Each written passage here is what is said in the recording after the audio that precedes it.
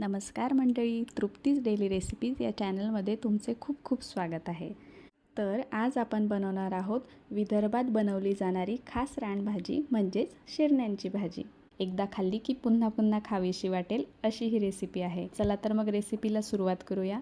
या रेसिपीसाठी आपल्याला लागणार आहे शेरण्या, चवळी, मिरची आणि लसूणचा ठेचा, शेंगदाण्याचा कूट, हळद, जिरे, मीठ, तेल आणि कोथिंबीर, बस इतकंच।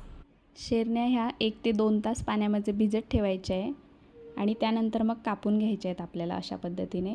चवळ्या देखील मी रात्रभर भिजत ठेवल्या होत्या आणि दुसऱ्या दिवशी त्या आपल्याला शिजवून घ्याव्या लागतात। सर्वप्रथम शेरण्या स्वच्छ धुवून चिरून घेतलेल्या आहेत। तुम्ही एका शेरणीचे उभे असे 4 काप देखील चिरून घेऊ शकतात आणि शेरण्या लगेच चिरून झाल्या की पाण्यामध्ये टाकून घ्यायचे आहेत आपल्याला।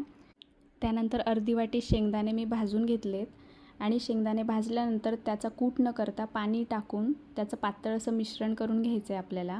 या भाजीसाठी आपल्याला पातळ मिश्रणच वापरायचं आहे शेंगदाण्याचं। त्यानंतर मग लसूण आणि मिरचीचा ठेचा करून घेतलेला आहे, तुम्ही बघू शकता अशा पद्धतीने। त्यानंतर कढईमध्ये पाणी घेतले आणि 2 कप चवळ्या ज्या की मी भिजवून घेतल्या आहेत रात्रभर, त्या कढईमध्ये छान आपल्याला शिजवून घ्यायच्या आहेत। आणि एकदा चवळ्या शिजल्या की मग त्यामध्ये शेरण्या टाकून घ्यायच्या आहेत।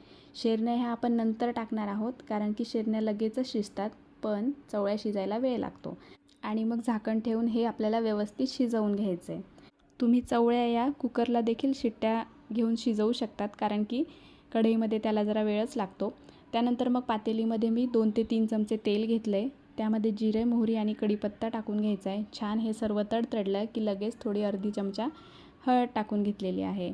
हळद देखील तुम्ही चवीप्रमाणे वापरू शकतात। त्यानंतर लसूण आणि मिरचीचा जो आपण ठेचा बनवून घेतला होता तो यामध्ये टाकायचा आहे, तो देखील व्यवस्थित आपल्याला परतून घ्यायचा आहे।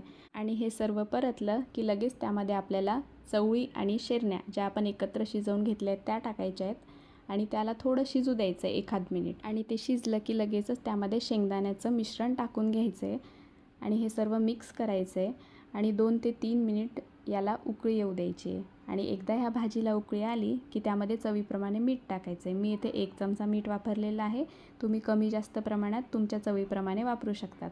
आणि भाजीला उकळी आली की मग त्यामध्ये भरभरून असा कोथिंबीर टाकायचा आहे आपल्याला। आणि तुम्ही बघू शकता अतिशय मस्त आपली भाजी इथे तयार झालेली आहे। मी एका प्लेटमध्ये इथे भाजी काढून घेतली आहे। कुठल्याही भाकरीबरोबर आणि विशेष करून ज्वारीच्या भाकरीबरोबर ही भाजी अतिशय छान लागते। तुम्ही ही रेसिपी नक्की बनवून बघा आणि अशाच नवनवीन रेसिपीसाठी चॅनलला नक्की सबस्क्राईब करा। बाय।